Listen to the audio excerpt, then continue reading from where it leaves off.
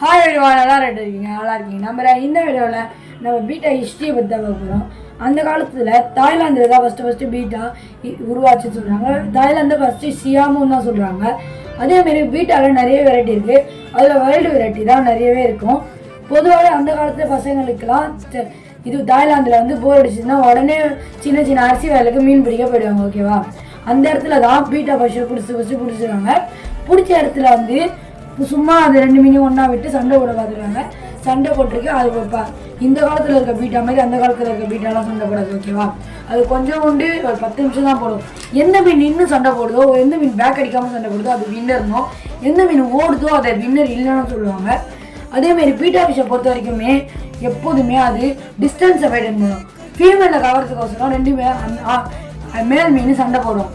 சண்டை போட்டு அது ஒரு ஃபீமேல் கூட பேர் ஆகும்போது பபுள்ஸ் வச்சு அதை எக் வச்சு ஃபீமேலை விளக்கி அடிச்சுட்டு அது குட்டியை மேல் மீன் மட்டும் தான் பார்க்கும். மற்ற வகை மீனில் ஃபீமேலே அது குட்டிங்களை சாப்பிடும். ஆனால் பீட்டாவில் பொறுத்த வரைக்கும் மேல் வந்து அது குட்டியை சாப்பிடும், ஃபீமேல் கண்டிப்பாக அது குட்டியை சாப்பிடும்.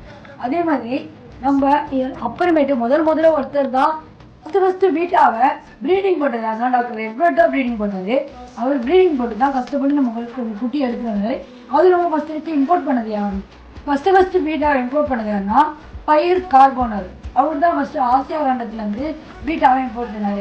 அதுக்கப்புறமேட்டு பீட்டாவை கொஞ்சமாக பழகி அது வந்து சண்டை விடாமல் இப்போ வந்து நேஷ்னலாகவே பீட்டா வந்து கொஞ்சம் வளர்ச்சி அடைஞ்சிருக்கு. அந்த காலத்தில் இந்த நேரம் மாதிரி சண்டைலாம் போடாது. பீட்டா கம்மியாக தான் சண்டை போடுறது. ஓகேவா? பொதுவாகவே பீட்டா ப்ரீடிங் பண்ணுறது கொஞ்சம் கஷ்டம் தாங்க. எல்லா மீனையும் ப்ரீடிங் போடுற மாரி இப்போ ப்ரீடிங் போட முடியாது.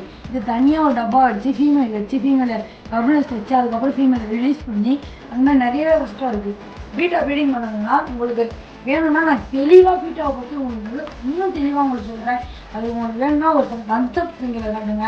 உங்களுக்கு கண்டிப்பாக நான் பீட்டா வீடியோ ஹிஸ்ட்ரி ப்ரீடிங் பற்றி எல்லாமே நான் சொல்கிறேன். ஓகேவா? இப்போ வந்து நீங்கள் பின்னாடி ஓடிட்டு இருக்க வீடியோ வந்து நம்ம புதுசாக ப்ரீடிங் போட்டிருக்கோம், அதையும் பார்த்துக்கோங்க. அதாவது 3 பேர் நம்ம ப்ரீடிங் போட்டிருக்கோம். 3 பேர் அந்த மாதிரி ப்ரீடிங் சக்ஸஸ் ஆகிடுச்சுன்னா உங்களுக்கு கண்டிப்பாக பண்ணணும் அப்டேட் பண்ணுறேன். நக்காடு ரெட் கலர் பிளக்காடு, அதுக்கப்புறமேட்டு வந்து ஒரு க்ரோஸ்டேல் ஒரு நியூ வந்து நம்ம ப்ரீடிங் பண்ணிருக்கோம். இந்த ஃப்ரிட்ஜ் பாக்ஸில் என்ன இருக்குன்னா நீங்கள் நல்லா கொஞ்சம் குட்டி கப்பீஸ் இருக்கும். அதாவது குட்டி கப்பீஸ் வந்து நம்மளுக்கு புதுசாக போட்டிருக்கிறது குட்டிங்க தான் அதில் இருக்குது. இதேமாதிரி உங்களுக்கு பீட்டா பற்றி நல்லா வேணும்னா எனக்கு உடனே நீங்கள் ஒரு கமெண்ட் பண்ணிங்கன்னா நாங்கள் ஒரு கண்டிப்பாக யாராலையும் சொல்லாத அளவு தெளிவாக உங்களுக்கு நான் பீட்டா பற்றி சொல்கிறேன். அதுக்கப்புறம் இந்த சேனலை நம்ம புதுசாக என்ன பண்ணுங்கள், சப்ஸ்கிரைப் பண்ணுங்கள், லைக் பண்ணுங்கள், ஷேர் பண்ணுங்கள்.